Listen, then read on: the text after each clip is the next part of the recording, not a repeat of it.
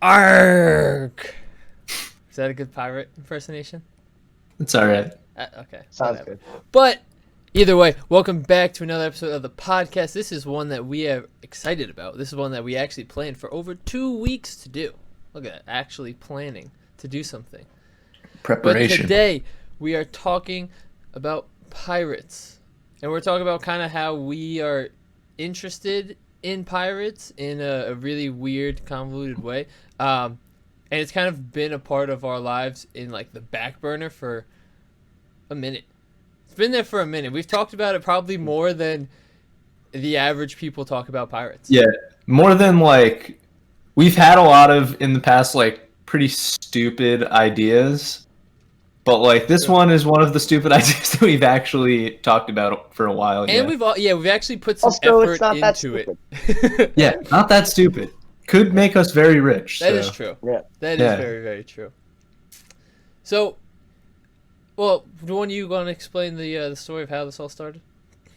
Sure. Yeah, I think Connor can do it. I have like my version of it, and then if Ryan has anything to add, he can go for it. But I'm pretty sure it was like 2015 in the fall because I was working in Connecticut, and I remember sitting at my desk just being ungodly bored because they had given me nothing to do for the past like 2 weeks. So I'd just been kind of sitting there waiting for something, and Ryan texted us maybe something that you'd heard from like Brett or something.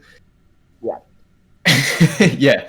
Where he was like, dude, okay, there's this pirate named Olivier Levasseur, and he hid this treasure that's potentially worth like a couple $100 million to $1 billion now.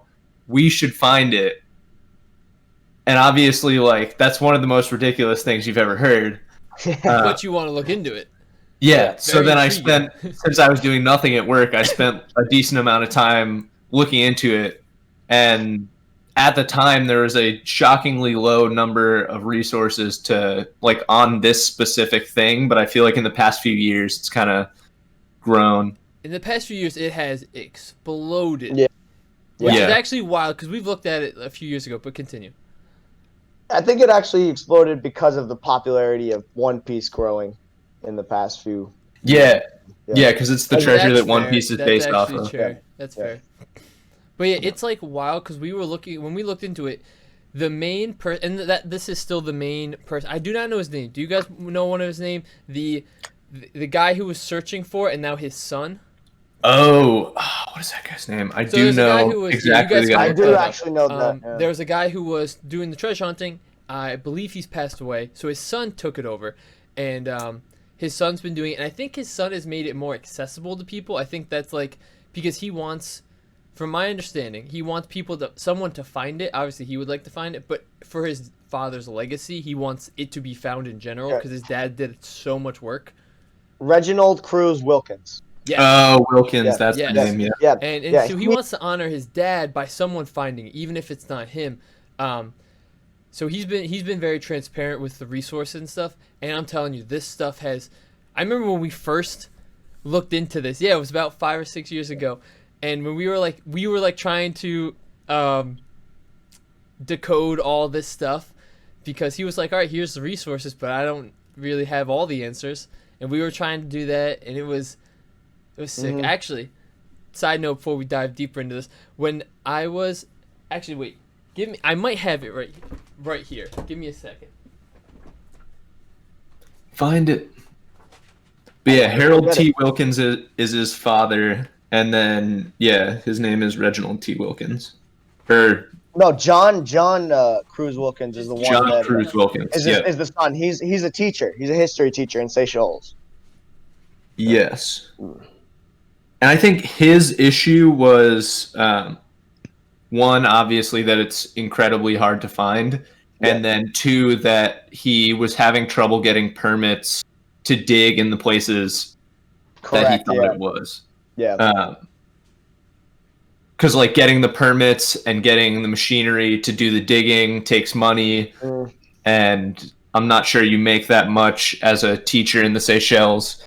which for anyone, I guess we'll have to say this maybe again when Jeremy comes back, but the Seychelles is like a small island or collection of islands in the middle of the Indian Ocean, Yeah. kind of northeast of Madagascar. Yeah. All right. Wait, can I just jump in my little tidbit? Yep, absolutely. I'm cleaning my condo because I'm getting married very shortly, and I printed out the one major text that The cryptogram? I had that printed out, and I had like 4 different copies, and I had like parts of it translated, and I found it like 3 days ago. But I guess I've already took the recycling out, so I don't have. But I literally found it, and I was like, "This is so funny that like I had this for how many years? Did I still have that?" Yeah. I remember the week that Ryan texted us with this. Since I was doing really nothing at work, I made like a 26 or something page cryptogram that was just like each Excel sheet of 26 sheets was like this big matrix of letters. I honestly don't know how it was gonna work, but I was just like, "Yo, this is so cool." Well, the problem is that it's like also in another language. Like if we translate it, it's gonna be translated most likely into French. Yeah, and it's also, 4 centuries old French. Exactly. Yeah, so like Which is I the base know, is still the same, but there's still a lot of. Yeah, Ryan and I have like some knowledge of French. I watch Beauty and the Beast. Yeah. That's the most French I know. Yeah, so another issue with that is the reason that there were very few resources. There's been one book really written about this pirate Olivier Lavasseur's life, and that's also in French. And there's also It's a documentary. It's not a book. Well, did they make a documentary? Yeah, of it? Nat Geo made one, but it's in French. Oh, all right. That's what I'm saying. Well, Like there is like an old book about his life, but it's not a book that you can like go buy a copy. You have to go to like, I think there's a copy at the Library of Congress, and then there's one at maybe NYU. Right. But those are the only 2 that I could find. I think it was NYU because I remember it was in New York, so it probably was NYU. Yeah, because one of my cousins that lives in DC is completely fluent in French. So I had this whole convoluted idea where I was gonna have her, and she reads really quickly too. So I was gonna have her like go to the Library of Congress, read the book, give us an update, translate everything. Wow. Yeah. I remember that. That would have been so cool. Yeah. Yeah, That would have that's been still like on the really table. We national can still make that treasure. happen. It is still on the table. Yeah. Wait. So Before we should we dive dive in in? anymore, who is Nicolas Cage? Who is the other guy and who's the girl? Do we need to establish this? I think the other guy's name is Rory, right? I don't know. I feel like I you're more always iconic. reminded myself as the other guy. You're the other guy, Ryan? Yeah. I Alright, always so reminded who's myself of Nicolas that guy. Cage and who's the girl? I think you're Nicolas Cage. Bet. You're the one wearing the pirate hat. That's true. Yeah. Scientology. I don't know if he's a Scientologist. He might be. I can be the girl because in the second one, she's like running all the computers, analyzing the papers. She's True. like, All right, She's good. like, Now that You we have also our have the roles, longest hair. we can That is true. properly do the podcast. all All right, right. Brian, take it away. Well, so first things first. I think we need to give it a little bit of overview of how pirates kind of came to be, and what because it kind of gives you a good background of how Lavassieur Levasseur. kind of entered the field of piracy. So Okay. first thing, there was the golden age of piracy, and that was between the years of the 1650s and the 1730s. During that period, there was 3 different eras that you could call them. The first era was the buccaneering period. The second era was the pirate round, and the third period was the post Spanish Succession period. Those 3 periods spanned over the whole 1650 to 1730, but Lavassieur was in the last period. He was in the post-Spanish secession period. Yep. So he was born in 1680-ish in France. Yeah. So first thing, there's two different types of people that we need to talk about. We need to talk about privateers and we need to talk about pirates, right? So privateers came before pirates. Privateers were they're basically pirates that get paid by the government to do pirate activity. They're mercenaries, so to speak, right? Yeah, they're basically essentially mercenaries. Yeah. They go. They're funded by the government to go attack rival ships or specific ships from a different nation, and then loot their ships. And they're allowed to keep some things on the ships, but overall they go back to the country and they spread the wealth. And it's basically an act of like, this government is paying you, a private entity, to like get even for them. Mm-hmm. Exactly. And it's funny because that still goes on today. Yeah. I mean, what's the difference, right? So, but right now those are called privateers. Privateers. Then the illegal version of that is pirates, which is basically doing that exact same thing, but taking the loot for yourself and just doing it because you want to loot ships, make money. So cutting out the middleman. A lot of pirates actually started out as privateers and then became pirates, or at least a lot of the well-known ones. Lavassieur is one of those. Another person that is very important to talk about is Hornigold, Benjamin Hornigold. He was one of those. And I'll give you a little bit of an overview of Benjamin Hornigold right before we go into Lavassieur, just because their stories overline a little bit. Wait. Wasn't Benjamin... Was that the Assassin's Creed guy? He was in Assassin's Creed, actually. Okay. He was in Assassin's Creed. There's also, what's it called? The game with Nathan Drake. Uncharted. Uncharted 4 was all about pirates and Libertalia, which is like this big idea of a pirate utopia, that type of stuff. But continue. Yeah. So Hornigold, he was a privateer who became a pirate, and he sailed the seas on a sloop called the Ranger. It was like one of the most armed ships in like all of the sea at his time. He was also during the post-Spanish secession period, but he's most famously known as Blackbeard's first captain. So Blackbeard joined him. He was his second in command. They went and looted like sloops together, and they kind of just like took over the seas for a while. Was Blackbeard a Caribbean pirate? Yeah. Okay, just making sure. So also a distinction between their Caribbean pirates on that side of the Atlantic Ocean, which are called buccaneers, and then on the opposite side of the ocean, in like the Mediterranean and then along the two coasts of Africa, those are called corsairs. So those are just the two kind of distinction. Yeah. Okay.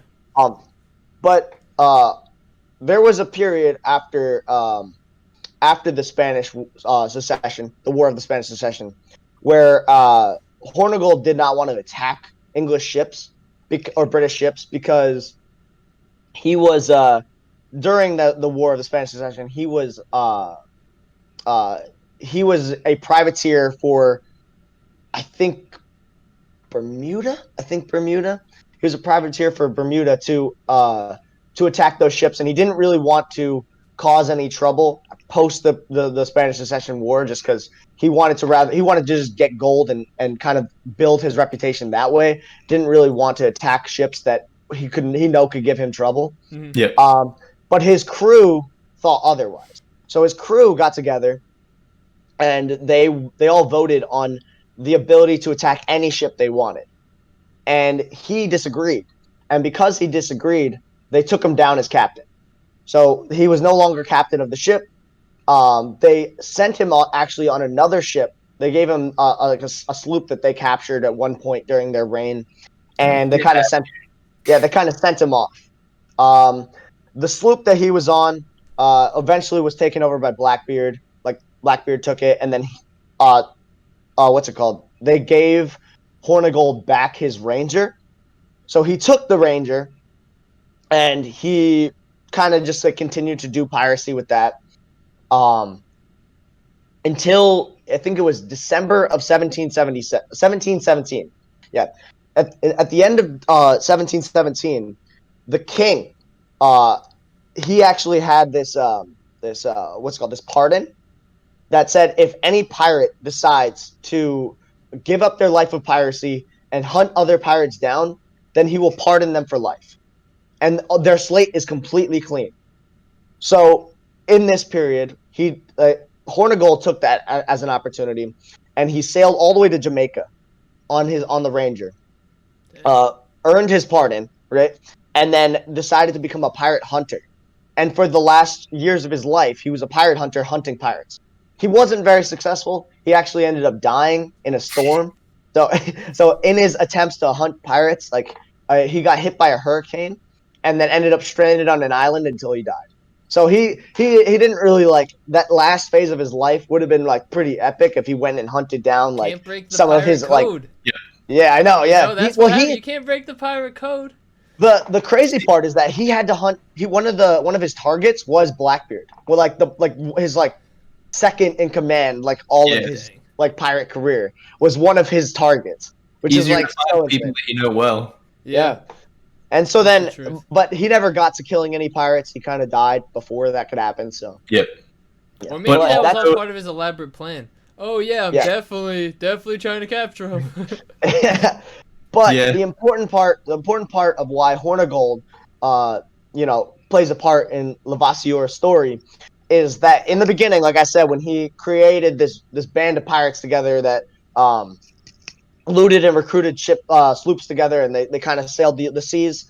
Lavassieur was one of the pirates that was aboard these ships and part of his crew. And during this process, when he was collecting all of these sloops and creating this like pirate company, you could call it, Lavassieur decided he wanted to be a part of that and join that. In the Caribbean, though, or was this before he went over there? This is for Lavassieur. By this point, Hornigold was huge. Hornigold had like a huge pirate company. So everyone everywhere knew about Hornigold's pirate company. Easy to hop on. Yeah. So what he and the thing is, this is why the king held the pardon, is because he didn't have the power to stop the pirates. Yeah. But the one power he had is that if he caught the pirates, they got hung. And so like it's like if you got caught, you were automatically killed. Yeah. But the thing is that if he offered the this pardon that allowed you to, clean your slate, you're completely free, you're completely fine, no worries at all, then it kind of gave the pirates an incentive to end their life of piracy and kind of fight back. But at the time, I mean, the pirate company was huge. Like they were not going to be able to stop it just by the government. But huge in a way because Levasseur was on the east side of the Atlantic Ocean. Originally in the kind of Mediterranean area and that kind of upper west coast of Africa, and then went around to the Indian Ocean at a certain point. But if this guy is in the Caribbean, then was the pirate company large enough where it just spanned the entire Atlantic Ocean? Well, that's because of the the pirate round period. I think that maybe this is important to bring up, but originally, like you said, there's the differentiation between buccaneers and corsairs. Yep. Early on in the buccaneering period, and early pirate round period. But what happened is that in the pirate round period, there was a guy. His name was Thomas Tew. He was a privateer. He worked for the Bermuda governor to attack like French holdings and stuff like that. Yep. And he was famously known for creating what is known today as the pirate round, which is it's a route. It's a specific route that takes that goes from the Western Atlantic and then travels parallel to the Cape route around the southern tip of Africa, and then stops at Madagascar, and then goes up towards Yemen and India. Yeah. And so he created this one route that spanned that whole period, that all pirates afterwards kind of traveled that route because they knew that that was where they were going to get a lot of money, a lot of gold, and a lot of and be able to intercept a lot of what's called trade ships. Yep. So that period kind of made fused together the Corsairs and the Buccaneers a little bit, and it kind of became more like blurry because everybody knew about this specific route. So people just joined the route and just knew that like this is where I was going to get money, so I'm going there. Yep. Yeah, that makes sense. And I think the whole idea that these governments are offering pardons towards the end of the golden age of piracy is pretty important in this case, because that'll kind of come up later when we talk about the end of Levasseurs' pirate career. Yeah. So I'll give the beginning and then I'll let you kind of take away because I've been talking for a bit. But I'll say that, like I said before, Levasseur joined Hornigold's pirate company. Levasseur was actually a very brilliant man. He received like a very excellent education, and originally wanted to be a privateer. And I think he actually was a privateer for a little while, and then he ended up giving up the life of a privateer and then joined Hornigold for his journeys as piracy. And I'll let you take it from there. There are a couple different accounts on his upbringing. Like Ryan said, it's, I think, pretty well agreed upon that he was at least somewhat decently educated. He was literate in a way that he could write this cryptogram that we're going to talk about in a little bit. And there are other accounts that say that he was the son of a pirate, maybe, or the son of a privateer, where his dad taught him navigation and his family was somewhat wealthy. So that kind of gave him the tools to be a leader on a ship and that type of thing.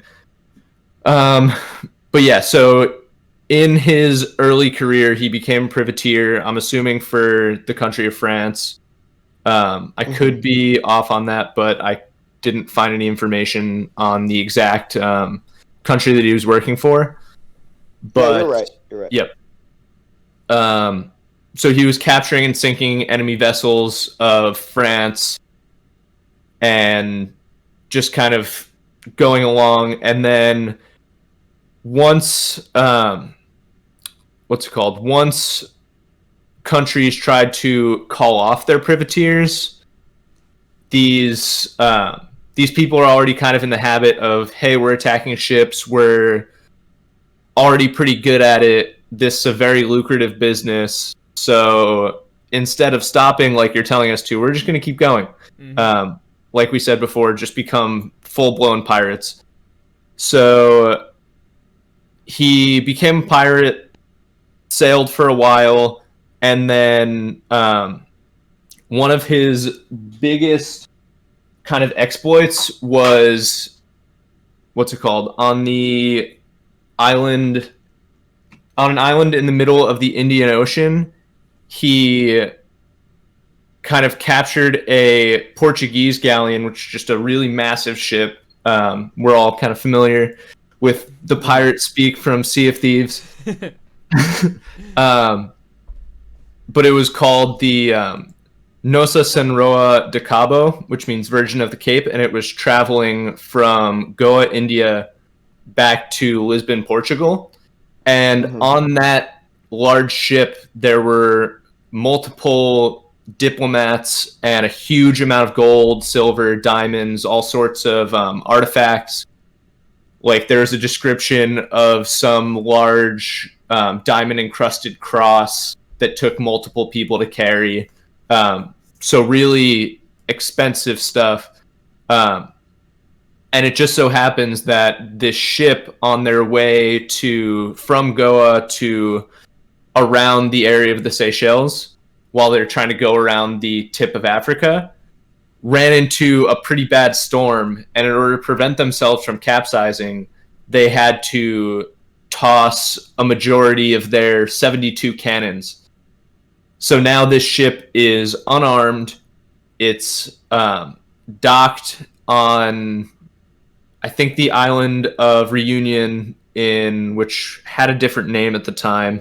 It was called Bourbon Island, but now is the island of Reunion in the Seychelles. So it's just kind of this sitting duck. And when Levasseur and I forget the name of the other, was another English pirate that he was working with at the time, but they come along this ship and they take control of it, and they realize, oh, there's so much stuff on here. Like, we're not even going to bother to kill all the people on board. We're just going to let them go. So they, yeah. So they take the ship, they're towing it behind their ship, so kind of moving more slowly than they would normally. And all right, British pirate's name was John Taylor, so we have that. But they're towing the ship behind theirs, slowly heading to Santa Maria, which is off a small island off the coast of Madagascar, which is where I believe their like home base was. Mm-hmm. But the idea behind all of this treasure hunting is that they probably stopped somewhere along the way to bury some portion of this treasure. So somewhere in maybe the Seychelles region, there's a whole string of islands there. People think that maybe that's where they buried the treasure. Which is east of Africa. I mean, Madagascar. Yep. So, yeah, northeast of Madagascar, kind of sitting in the middle of the Indian Ocean. So that was one of his biggest exploits. After a while, during this kind of crackdown on piracy, where they're starting to offer pardons and give amnesty, they offered him, hey, if you give back the full value of this treasure that you stole, we'll pardon you. And you're not wanted anymore, that's all fine. He did give back a portion of the value of that, but because he didn't give back the complete value, he's still a wanted man. But wanted for hundreds of years, dang. Yeah, well, now the treasure's wanted for a couple hundred years. But so, yeah, early, maybe 1720s, he's offered this pardon, doesn't take it technically, but continues to live his life. And then a number of years later, in, I believe, 1730, maybe 1729, he was working on, what's it called? He was working in Madagascar as a navigator for other ships in a bay, maybe just kind of moving them around the bay so that everything was organized. He's got a lot of experience. He's helping other people out. But someone who, in his pirate career, he had attacked, recognized him, and then kind of told on him. Sounded the alarm, said, hey, we found this guy who's an incredibly notorious pirate, is still wanted, come get him. And then he was captured, tried, convicted, and sentenced a couple weeks later to hang. And that kind of was the end of his career. So he hung on June 7th, 1730, on Reunion Island, which is the same place that he captured that ship. And was it June or July? Was it June or July? I read June. Okay. Yeah, I read July. I think that you could be right. Yeah, I don't know. We'll have to check. There's it's weird with some of this history because there's so many varying accounts of different things. Mm-hmm. Spread by mouth. It was spread by mouth, a lot of it. So yeah, a lot of the stuff's so I like. have that he died July 7th, 1730. All right, so maybe July is right. I might have written Again, it down it's a wrong. week or two. I don't think that. Yep. But I guess it is good that more official things like the proceedings of him being hung is kind of like a government's officiating this. That's going to be recorded. Yeah. So yeah, I definitely could believe July 7th. But as he's on the stand getting ready to be hung, and he had been kind of I couldn't actually find any information on how long they detained him for before he was hung, which might be an important part of this. But either way, as he's on the stand, the story is that he tossed either a paper or a collection of papers, or I think the most common story is that he tossed like a small necklace or a locket or something into the crowd, saying something to the effect of all of my treasure will go to whoever can understand this and find it. So that document or set of documents was passed from person to person, copied multiple times, kind of diluting the integrity each time it passed. Maybe if a notorious pirate with a well-known treasure tosses something into the crowd, there's likely to be a fight over it. So that could have kind of tattered the paper or whatever. So there's a lot of things that can kind of contribute to the fidelity of this kind of cryptogram that we're going to talk about being lower and harder to translate and understand and interpret. But yeah, in these documents was a cryptogram, which Jeremy can show a picture of. Yep, just right in front of you.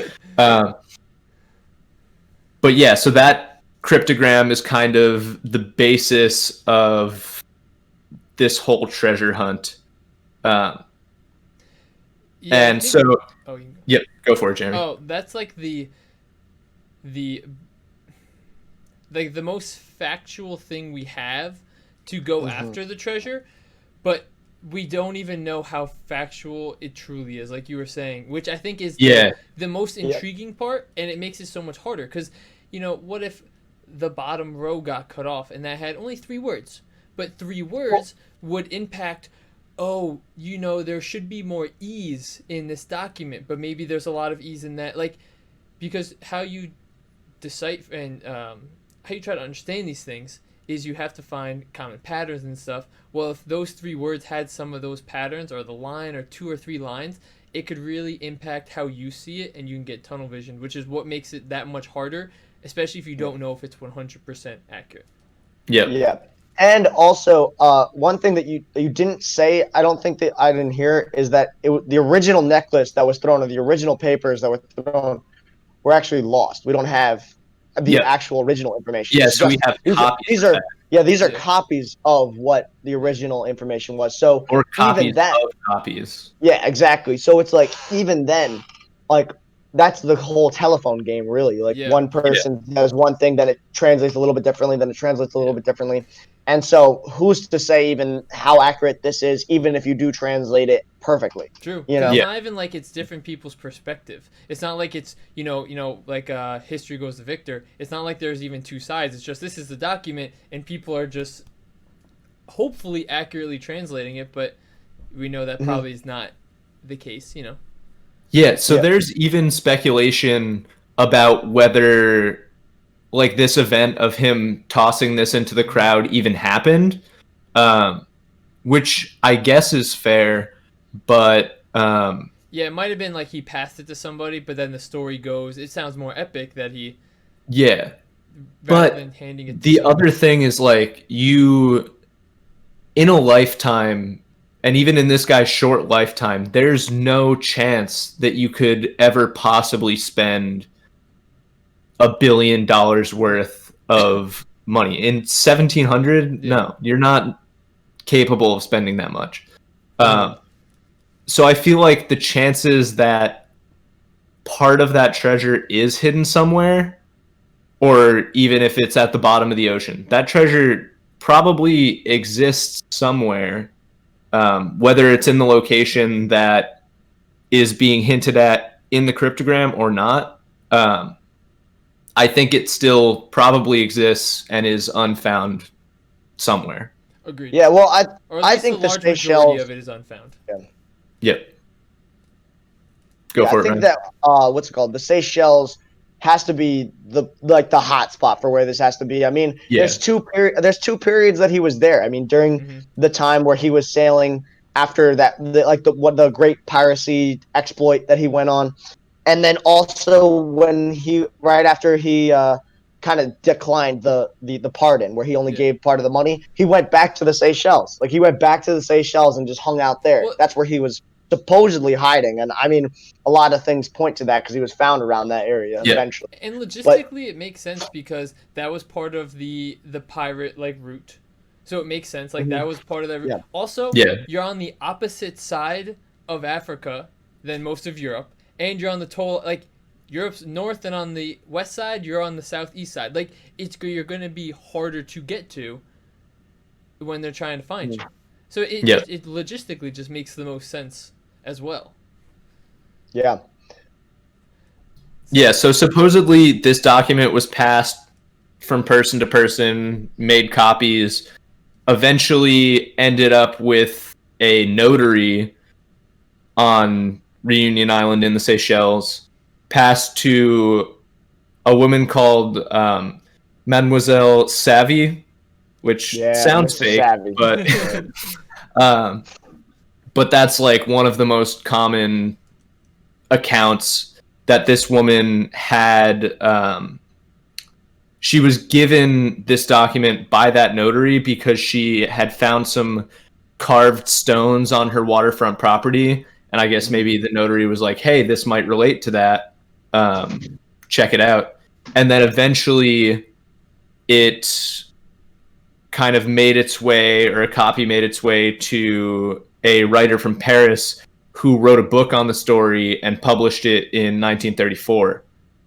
Is that the one so that's I very think difficult to get? It might be the same book. But yeah, it might have passed through a few other hands as well on the way to making it to that guy. But yeah, he published like a copy of the cryptogram in the book, and that I think is the one that we have access to now. The one that we treat as the standard. Yeah. Yeah. I do have one question because I wasn't able to find this. Is the alphabet that's given, right? The alphabet of Lavoisier, is that something that he gave, or is that something that, I guess, other researchers or other people like kind of came and found and kind of put together? I believe the latter. So yeah. Well, it's a pigpen cipher, which I guess was pretty common in that era and was used by like what's it called, Templars and like Freemasons, all types of people were using that type of cipher. And yeah, so it looks like, Jeremy, I'm sure if you can find the image of the description of the pigpen cipher, it's probably on that website that I sent you. Yep. It's essentially a tic-tac-toe board and crosses where if you have a dot, it is a different letter, and if you don't have a dot, it's a certain letter. It's very intricate. Once you understand it, it's not as bad, but it's very intricate. The naked eye, and even someone new to it, it's a challenge. The thing that always gets me though is that he, I believe, wrote this for the Freemasons. Like he wanted the Freemasons or the Templars to find this type of treasure.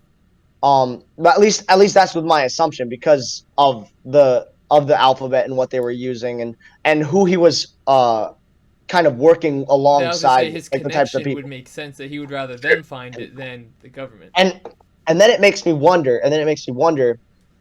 You know, they worked in secrecy, like a lot of the Templars and the Freemasons worked in secrecy. Did they secretly find his treasure and kind of just spread the wealth, like for the in the future, like for the people beyond them? Like they took Yeah. the Freemasons took the money, they sent it to the next generation, the next generation, the Yeah. next Yeah, generation. it's been 300 years, so Yeah. it's a lot of time. And the thing is, around that time, this was commonly used amongst them, like this type of, I guess, alphabet. And now, obviously, we don't use this alphabet at all. But Yeah. because it was commonly used for them, I mean, who's to say that they didn't understand exactly what he meant? Because he's one of the variations of what he said is like, "Find my treasure to the one who can understand it," right? Yeah. Or who the one who may understand it. It's like, I feel like that he had people in mind that he knew could understand exactly what he was trying to say, Yeah. Like rather the than one have it be, Freemason who gets it. rather than it be something that like he hoped somebody would find out one day. But I think that it's cooler to think of it that way. And I mean, Yeah. hopefully that's true and that nobody did find it, because then it would make this a really cool hunt, you know? Yeah. Yeah. So the weird thing about, or not the weird thing, but kind of the unfortunate thing about the Pigpen cipher is when it's translated into the normal alphabet that we're familiar with, there's, especially with such a low fidelity copy, there's symbols that look like other symbols where if, say, you have like an L with a dot, was that dot there in the original? It's hard to tell. Or there's symbols that are an L, and then there's symbols that are kind of a V, which is just the L but rotated. And you have to assume that it's either he created this cryptogram before he was arrested, which seems somewhat unlikely, because if you had this massive treasure, would you always carry around a cryptogram saying where your treasure is with you at all times? True. I think that's unlikely. So the more likely thing in my mind is that somehow when he was being detained, he got access to paper and ink and was able to kind of quickly fashion this while he was in prison before he was hung. Yeah, so are all the dots, all the angles accurate, or are they, writing in prison accurate? Yep, so there's a more recent interpretation. There's a professor somewhere in the US, I don't remember exactly where he's from. But he does a pretty in-depth analysis of, this is the standard interpretation that people normally give, but making the assumption that some of these symbols could have been other slightly different symbols, then this is another kind of more likely interpretation. So he has, and he even denotes like, oh, okay, this symbol that I'm using in my interpretation is maybe one dot away or one rotation away from what we see on the page, but I think this is more likely what he meant. Yep. So that's such a challenge. It is a challenge. And I went through his whole interpretation, and his thought is that there's maybe 5 paragraphs or something, or 5 sets of sentences in that cryptogram, but they're all related to very kind of menial, unrelated type stuff. In his interpretation, they're talking about like, oh, there's these kind of like mangy dogs on this island, which was a common problem in the Seychelles. Because there's dogs that have, like wild dogs that have scabies, I guess, which causes them to kind of scratch at their skin and they lose all their hair. So he's talking about hairless dogs on the island and just how you can mess with them, that sort of thing. Very just like things that give you an idea of where he is. Yeah. But in this interpretation don't really seem to relate at all to the treasure. So his thought, this guy, is that there's a couple characters in there that don't seem to fit, that he thinks can also be interpreted as numbers instead of letters. And he thinks that the actual location of the treasure can be found in those numbers.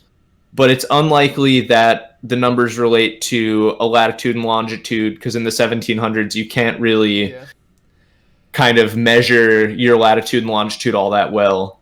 Right.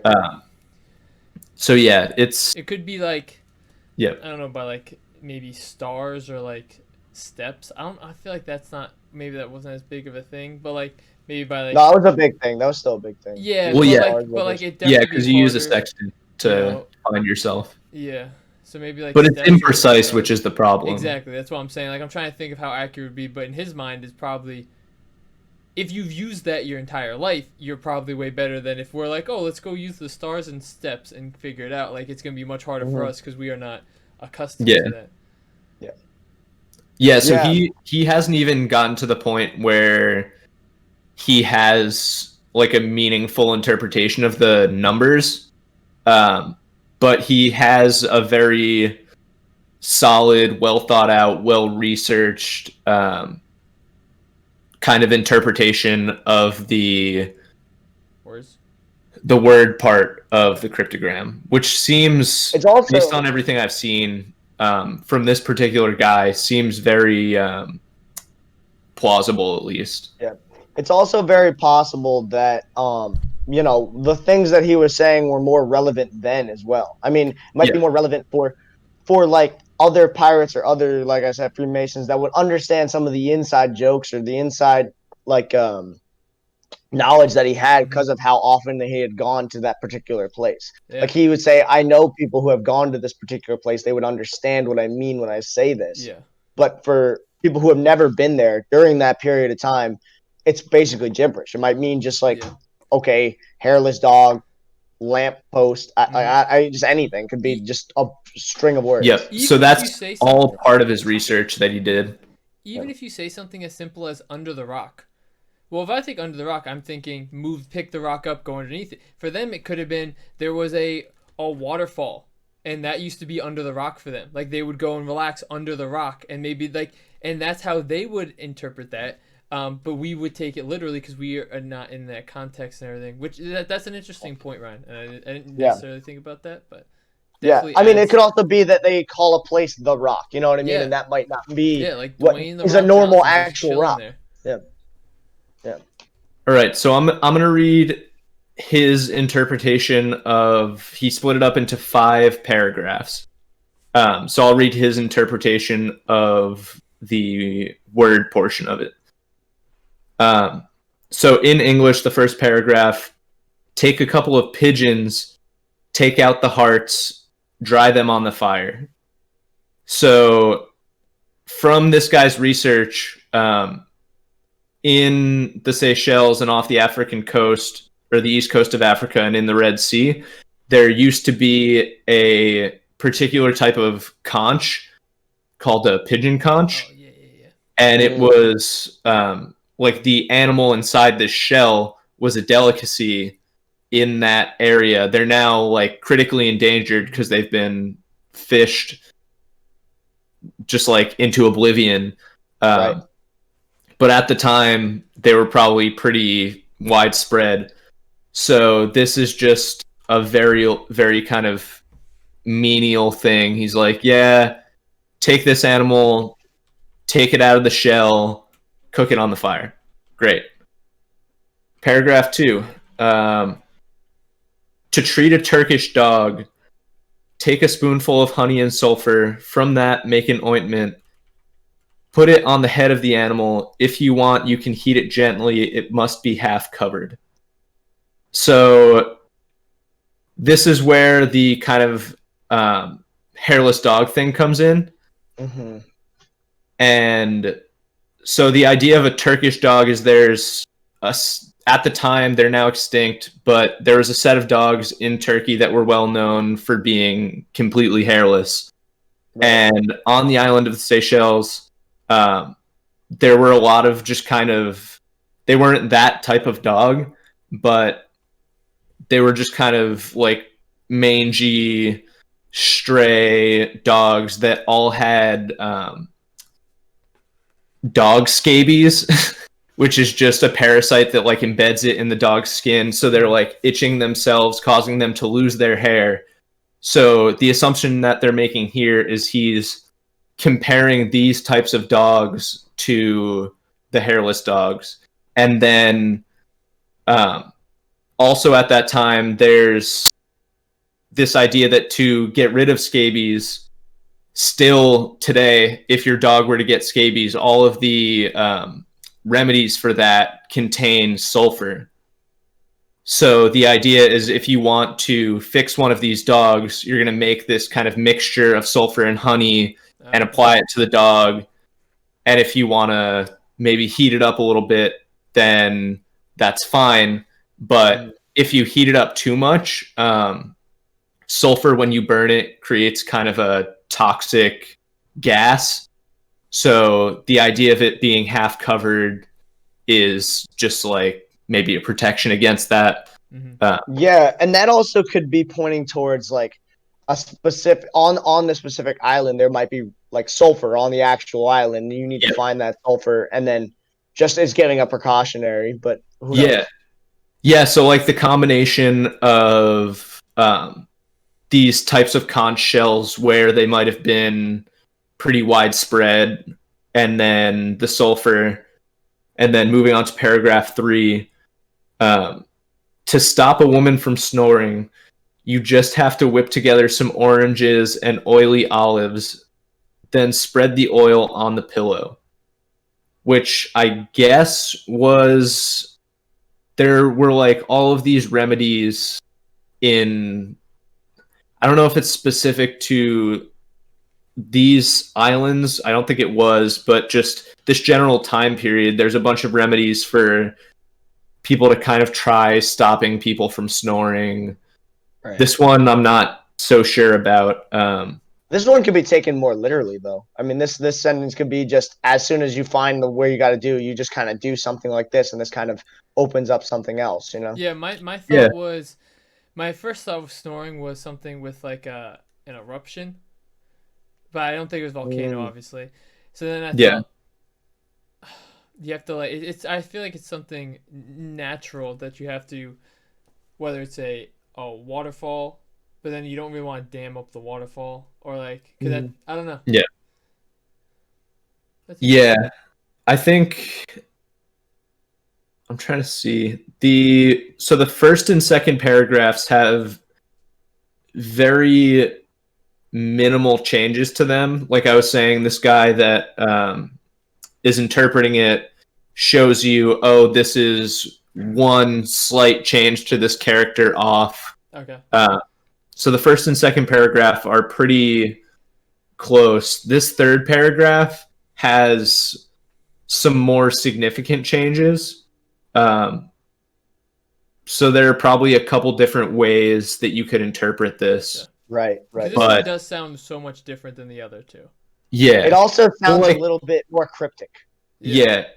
He goes on, he talks in the next 2 paragraphs again about the dogs, and then in the final paragraph about women again and sleeping.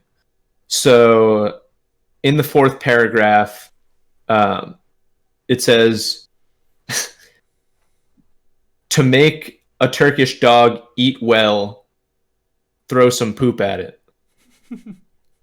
So maybe this like funny pirate meme, like there's all it is just like a well-researched fact that malnourished dogs will eat their own poop. So maybe it's just they're tossing something to this dog and just kind of messing with it, just because it's funny. I'm not sure really what that could possibly mean. Yeah. But that's just the literal interpretation of it. Right. Or maybe And they then mean that as in like, no, it wouldn't make much sense anyway. Like they're bad food, the food they don't want anymore. You know, but that I wouldn't don't really know. do anything anyway. That's not like. But they do specify that it's dried. So Oh, that's a little weird too. Yeah. Could be a part of the island that kind of looks like that it's like poop, but it could be like dirt-esque or something like that. Yeah. oh, sure. I mean, it comes down to just that. Like, we don't even know Yeah, anything about these islands. Like, we don't know what Yeah. the kind of terrain is like. We don't even know what kind of animals live on these islands. true. Yeah. And also it would have been very different at the time because now the Seychelles is very tourism driven. True. There's resorts and stuff, so a lot of things have changed in the last 300 years, which is reasonable.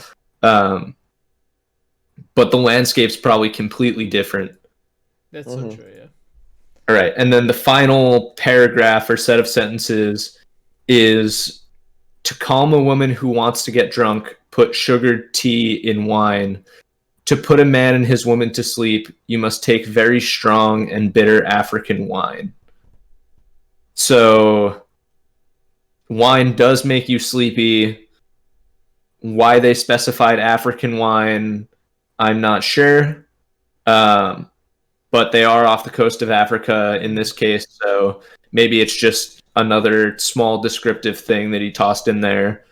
But yeah, that is this interpretation of the cryptogram right now. We got so much closer to finding the treasure. Yeah. I wonder what the confidence level for every single one of those lines are. Like, or even every single one of those words. Yeah, on this website you can he has a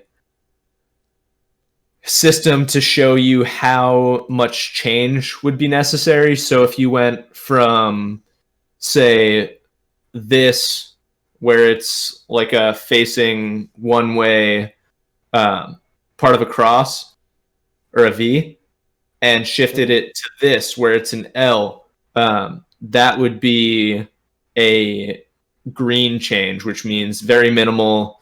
It's reasonably likely that this was just either someone copied it wrong or Levasseur himself, when he wrote it, if you're kind of crumpling up this paper into a tiny locket, you're probably writing on a pretty small paper, and this is a lot to write. Yeah. So it's very possible that it would have been easy to get the symbols wrong. Yeah. Right. So Yeah, he has like a scale between. He has green, yellow, and then red. Yellow is you have to make some more significant changes where if instead of going sideways V to L, if you went sideways V to up facing V, that would be something like yellow. And then the red ones are just like pretty significantly different. Yeah. But I think he's making the assumption that maybe it could have been copied wrong. Yeah. Or just through the course of time, it just got messed up. Yeah. And then there's a whole conversation about the embedded symbols and the kind of breaks between the lines, if those are significant, or if he was just trying to fit everything onto a paper. So, nice. Yeah, there's a lot to dig into there. Yeah, there's a lot to dig into. And I think we're going to wrap this episode up. I want to do another pirate episode, and we can either talk about this more, or I personally would rather talk about each of us talk about our favorite pirate of all time, because my pirate is 400 years before this whole era happens. She's awesome. She's freaking awesome. Ooh, I think I know who you're talking about. Yeah, this is the one when we went on this whole event, like when we did this years ago. Yeah, this is the one I was like, I love her. She is awesome. Yeah. She is a total BA. Like, I'm with it. I'm with it. If she wants to come and just actually no, because she had 4 husbands, so I don't really want to marry her because I don't know which one it would be. So hopefully the last. Yeah, I guess. But then you're not like as rich as that. No one's married her. But yeah, that is how we're going to wrap this episode up. Thank you guys for tuning in. It was a lovely discussion. Again, we're going to come back with part 2 probably within the next month or so. So, either way, guys, we are out. See you guys.